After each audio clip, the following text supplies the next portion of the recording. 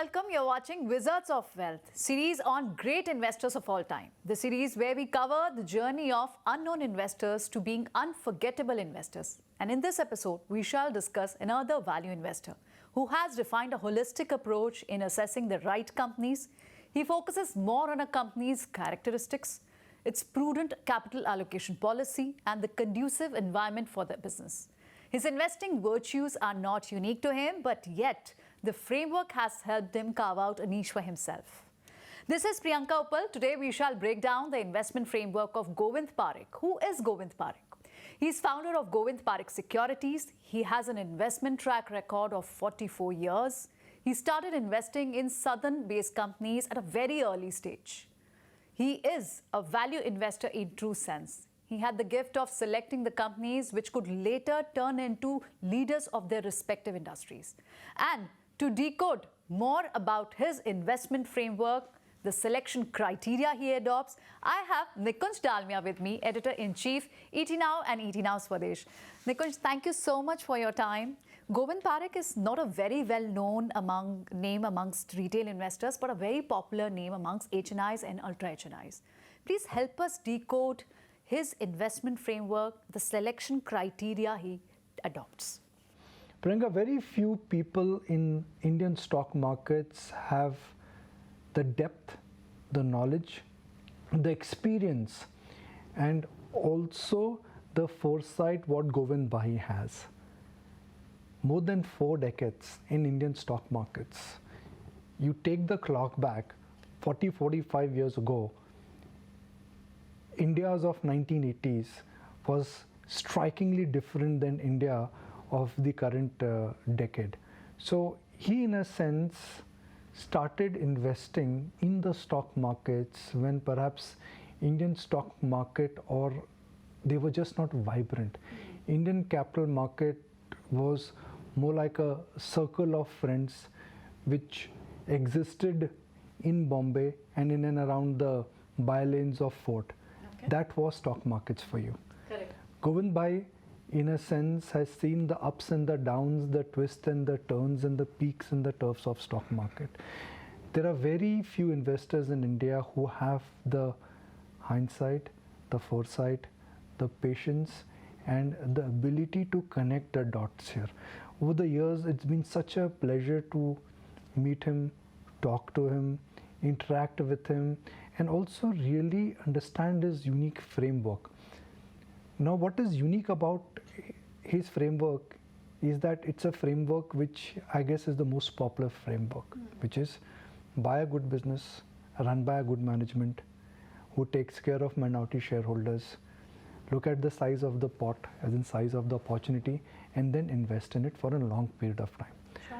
Now, I'm not saying anything new, but it is his approach which in a sense has ensured that by following this very simple approach of buying a good business, run by an efficient management, a business which takes care of minority shareholders, where valuations are reasonable, if you have patience to sit on it, and you don't think in terms of days or months and years, but you think in terms of decades. I think that is like a sure recipe to make money. Now today, research is available freely.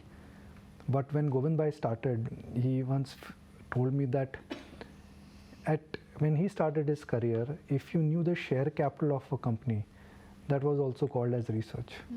If you knew that what was the board of director of stock of that company was, that was the research.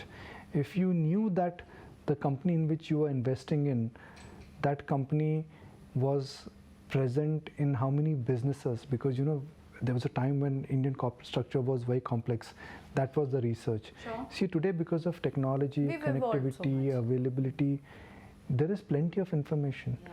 But Govind Bhai comes from a time when there was scarcity of information. Indian stock market, by and large, in the last decade, every 5 to 10 years was hit by one crisis or the other. Asian crisis, followed by Ashram Mehta crisis, then you had the Ketan Parikh crisis. Okay. So, in India, in the last century, India had more bear markets and less bull markets. Bear markets were longer and bull markets were shorter. Sure. Right now, bear markets are shorter and bull markets are longer. But for him to really see this entire journey and to stay invested, and more importantly stick to his entire investment framework, which we'll talk about, I think is something which is very unique. And I can thump my table literally in this case and say that very few investors have had this kind of patience, foresight, insight, and also the ability to really stay put. Yes, Govind, in fact, that's true because the information was not easily accessible at that time. So let's start discussing some of his success stories. Where did he start from? So Priyanka, you may call it a coincidence or perhaps a location benefit. Govind Bhai historically has invested a lot in what really could be called as the gems of the South. I would like to use the word sultans of the South. He's invested in companies which today are really the dominant groups of South. Coincidence, I think, is the right word here, and perhaps location advantage added to it. Now, let's look at his first big investment, or one of his big investments, which really multiplied a lot for him, and that was that time's Madras Cement, now known as Ramco Cement. When he invested into Madras Cement of 1980s, now Ramco cement was a control commodity. How much you produced, at what price you sold, and how much and whom did you sell to, everything was in a sense controlled. But what really was a unique advantage about Ramco was that they were efficient. They were efficient in terms of scale, they were efficient in terms of size, and they were efficient in terms of conducting their business. They always protected minority shareholder. They always, in a sense, ensured that whenever there was a change in the policy regime, whenever there were ups and downs in the economy, the interest of the minority shareholders was always taken care of. Priyanka, when we invested in some of those companies, the market caps actually were in double digit and they were in triple digit. Now today we may look at some of the cement companies and we may really talk about the kind of commanding market cap they have. You know, anything in double digit P multiple in 1990s and in 1980s was considered to be expensive. Yeah. Anything in double digit that time, double digit P was considered to be expensive. Anything which was trading remotely above its book value was called as a bubble. And anything which in a sense did not, or any company which did not give a lot of dividend was not considered to be very shareholder friendly. Now, why did he choose Madras Cement? He chose Madras Cement because of the market cap it was available. The management had huge advantage, which is that you always looked at when you're investing in a company, either they should be a cost leader, or they should be a leader in terms of size, or they should have a huge location advantage. All these filter criteria were at play. And that in a sense was one of the most promising features why he looked at it. Second great example was Lakshmi Machine Works. We rarely talk about it. It's known as LMW. Now in 1980s, the Indian textile sector was going through a boom time. It was going through a boom time. Why? Because India in a sense had started becoming the back office of textiles before we got hit by China. So Lakshmi Machine Works in a sense was in a very good position because they were efficient in terms of machinery production. The management was very shareholder friendly. The stock was available at a throwaway price in like a single digit market cap, and there was a huge boom which was there in front of you in terms of how the demand for textile machinery would grow, because South in a sense was very efficient, especially when it came to cotton yarn production. Sure. So first you look at the track record, then you look at the size of the opportunity, then you look at the price, and then you really look at how shareholder friendly the management is. To buy a stock that time in 1990s itself was a contrarian idea. See, today in market we talk about whether you want to buy banks or whether you want to buy IT. Those are contrarian ideas. Immediately after COVID, buying into PSUs were also contrarian idea. But the fact that you were buying a stock was also very contra. So I have great admiration for investors who, and again I'm purely speaking as a student here, I have great admiration for investors who started their career in 1980s when stock market was not very popular. So based on this entire filter criteria of shareholder friendly management, valuations, size of the opportunity, and dividend and other criteria, I guess he zeroed on Lakshmi Machine Works and Ramco Cements. Investment of Govind Bhai has been Sundram Fasteners. Yes. Yeah. Very, very, Sundram Fastener is not one of those companies which will occupy a lot of center stage. but their ability to invent and reinvent themselves and stick to the knitting, which is that they were a machinery, they were a company which were in manufacturing, stroke engineering, and they've stayed like that. Yeah. It's a company which never had very audacious targets. It's a company which knew that the power of compounding is the most amazing tool you have if you're looking at building a business which is built to last. So Sundram Fastener comes in at a time when the Indian auto sector was opening up. Maruti had come to India, other MNCs that started coming to India. Indian exports were getting recognized. Right. They were not the mainstay, but Sundram Fastener comes and they were able to have a couple of breakthroughs. So if you look at Sundram Fasteners, even as market commentators, we don't talk about it so much. But the kind of wealth what Sundram Fasteners has created without diluting, keeping constant growth, keep on reinventing themselves. Debt-free. Debt-free, great return ratios. Right. So once you've identified a company, then you say, okay, I know the management is committed to create shareholder value. I will stick to it and I will have the patience. And imagine how much his portfolio must have gone up and down. Yeah, absolutely. When the 2000 crisis happened, when the 2008 crisis happened, when 2003, 2004, since his election time, 2000, there was a time when market did not like the election verdict, when the BJP government has lost, market was circuit down, he did not sell. So the most important differentiating fact, I guess, for him has been his ability, his vision to buy, his courage, his vision to see, his courage to buy, and his ability to hold, which is patience. And ability to hold is the most hardest one.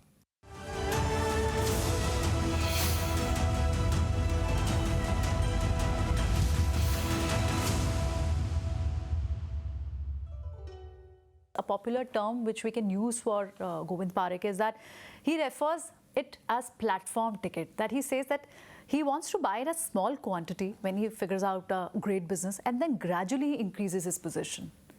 Yeah, that's an investment approach which you would say is unique, but it is an investment approach which has worked for him. See, Priyanka, just like one shoe does not fit all in the world of investment, the theory is pretty much the same.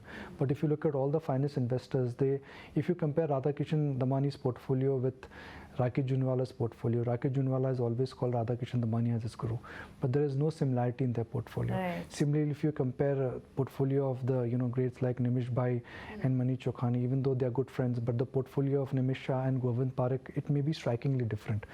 While the template used by great investors is pretty much the same: buy a good business, run by a good management, buy at a good price and hold it for a long time. Companies are different, yeah. The companies are very different, and your portfolio approach is very different. What you're saying is platform ticket.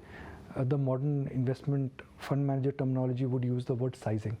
There is no rule book which says that you should buy in small quantity or you should not buy in small quantity. We were talking about Palak Prasad last time. Palak, he only believes in going all in when he sees that kind of in size of opportunity.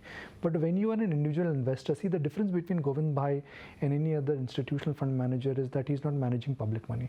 Now, when you're not managing public money, you have a huge advantage of time and benefit of scale and size. With institutional investors, you don't have that liberty.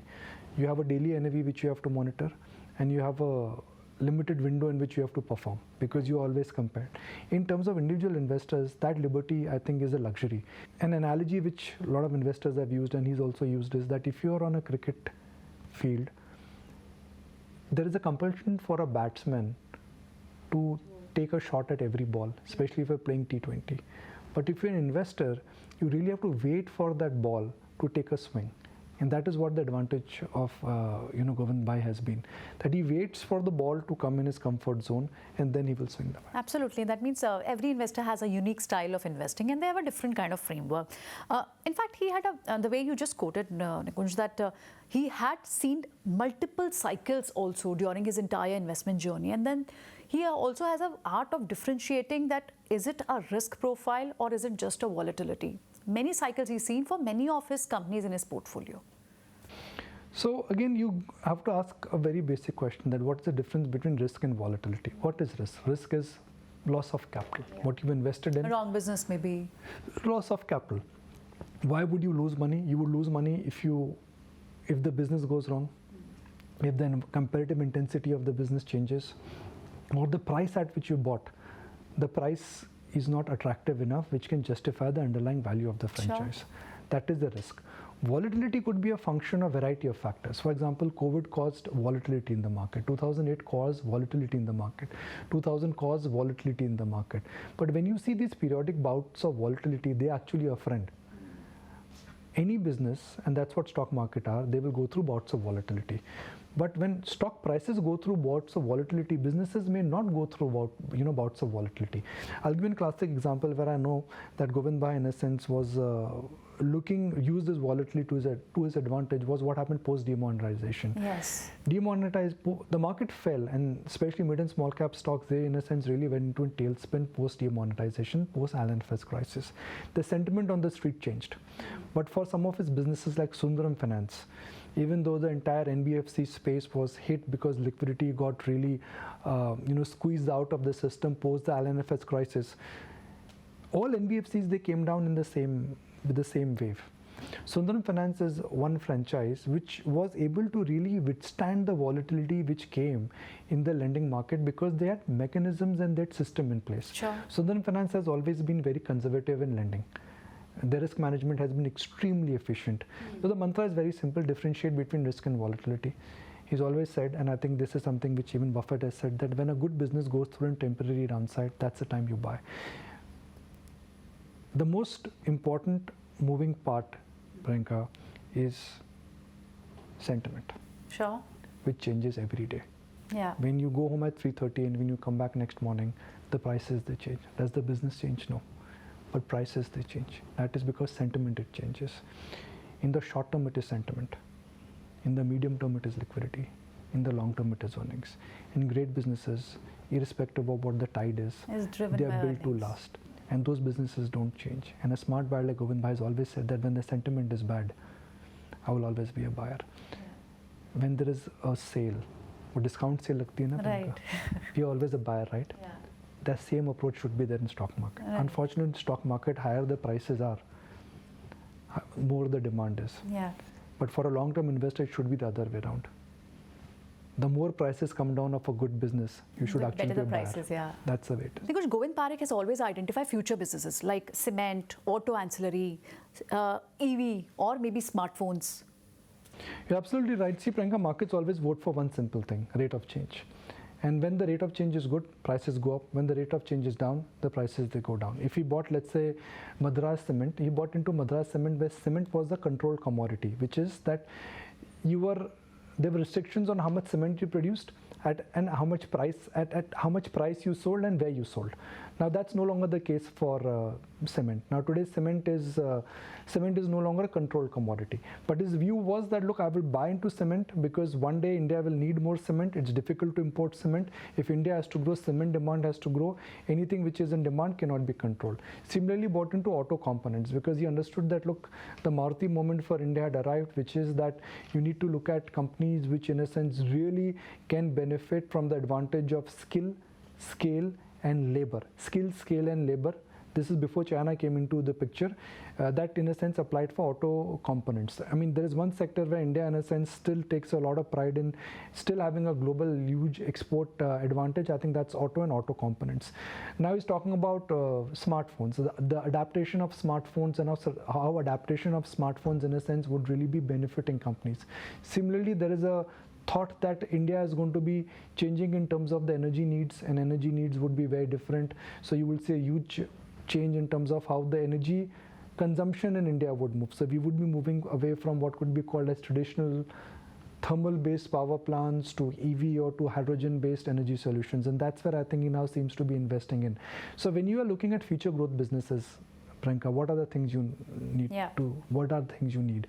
You need to look at companies which have debt which is manageable. See, there's nothing wrong in having debt. Yeah. If you will not borrow, how will you grow? Correct. Because if you have limited capital. But as long as you're borrowing, as long as you're borrowing so that you can service the debt efficiently, B, you should have advantage of technology and skill. And you should have what could be called as a unique advantage which others cannot copy. So when you bought into, let's say, Bosch, or when you bought into 3M, 3M is one of the most innovative companies in the world. Yes. 3M in a sense really benefited. Why? Because they were getting more and more products in India. Bosch again has been an absolute marvel when it comes to engineering. I mean, no diesel engine can actually function without Bosch. Bosch is a German company and they have a huge advantage which nobody in India was able to copy. So the common theme here was MNCs couple of years ago, they were known for great corporate governance, because there is a local board and there's a global board. Sure. So MNCs at some point in time were, in a sense, see, India 15 years ago, 20 years ago, the governance standards were not very great in companies. But MNC companies had three big advantages. A, they had great governance. B, they had technology, which in a sense was the missing link. And C, their ability to attract talent. Sure. So if you are able to attract talent, if you have technology and if you have great governance standard, growth to India mein problem tha hi nahi. Right. Growth was always high in India. But if you're able to blend all three of them together, then you really do have a business which will create shareholder value. So I think that was the thesis why I bought into MNC stocks. They had great governance, minority shareholder was protected. They had technology which nobody else had. And C, they were able to attract the best talent, which means that they were able to innovate and they were able to reinvent themselves. And growth was not a problem. So that in a sense really became this entire core. Now if one really looks at some of the current investments in the public domain, what he has, again the combination is pretty much the same. Management in terms of integrity, minority shareholders when they are making an acquisition, no, not margin of safety, when they're making a acquisition, are these clean acquisitions? B, do they have talent? See, in any company, if you don't have talent, the brand is not going to last. And C, what about the repeat customers and what about the size of the opportunity? And if you put that filter criteria, some of his public domain, some of the investments, what he has in the public domain, whether it is Bosch or 3M or Sundram Group companies or Sundram Clayton or EID Parry, or for that matter, Sundram Finance, all of them really follow this criteria. Great in terms of protecting shareholder value or rewarding shareholders, either in form of dividend buybacks or bonuses. B, they have a unique technology, which is whether it is patent or it is very unique to them. Their ability to raise debt and serve the debt, and more importantly, their ability to attract talent. Yes, absolutely. In fact, we've really deep dived his selection criteria, his investment framework, but then let's also talk about that he makes it a point that one has to sell also. In last episode, when we were discussing Pulak Prasad from Nalanda, he believes in selling. He wants to be a permanent owner. But Govind Parikh believes in selling. He believes in even booking profits. See, when you are investing in a company, I'll actually repeat myself. And when we say that we should never compare two investors, every investor has a unique different way. Time frame, has a unique thought process, comfort, and risk-taking ability. Now, Govind Bhai has always said that, look, when you invest in a company, you invest in a company because of a framework, which is that the company or the business will do well, there is margin of safety, and the business is built to last. But if valuations, they get out of whack because of a market cycle, or if the criteria because of which you've invested in a company, if that basic criteria, the underlying thesis, kahani jisse hum bolte hain, if that changes, there is no reason why you should be in a company. Or see, they've done something which is not very minority shareholder friendly, either in form of an acquisition or in form of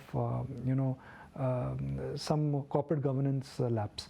Or you find a better opportunity, which is that you've invested in a company, you look at the risk-reward ratio, you look at your future terminal value at which the business can grow, and then you said that, look, for me, if I move my capital or rotate my capital from A to B, I think my chances of wealth creation or generating wealth are higher, then you really want to sell. Large wealth again and again. What have we learned from Pulak Prasad? We've just done the ongoing series with Utpal Seth, is that you identify the potential, have a differentiated insight, believe in the terminal value, don't look at the daily NAV changes. Cash flow is what you need to focus on. Dividend is what your income is. Stock price fluctuation is what your NAV is. If you focus on wealth creation, not NAV tracking, then large amount of wealth will get created. Govind Parikh's journey is nothing else, but it really symbolizes one thing: believe in India, have patience. You should have vision to see, courage to buy, and patience to keep. Patience is the most hardest form of patience is the most hardest virtue which you will have. As long as you are patient and as long as you know that markets are an emotional beast, they will go through the ups and downs, and when there is volatility in the market, you should actually be a buyer. I think if you really put all those parts together, I think for me that is Govind Parikh's journey in stock markets, from an unknown to an unforgettable investor. Well, Nikunj, thank you so much for decoding this entire investment journey of Govind Parikh in such a simple manner for our viewers. Thank you so much. And from next episode, we take you through the journey of another unforgettable investor. Thank you so much for watching special series of Wizards of Wealth on Govind Parikh.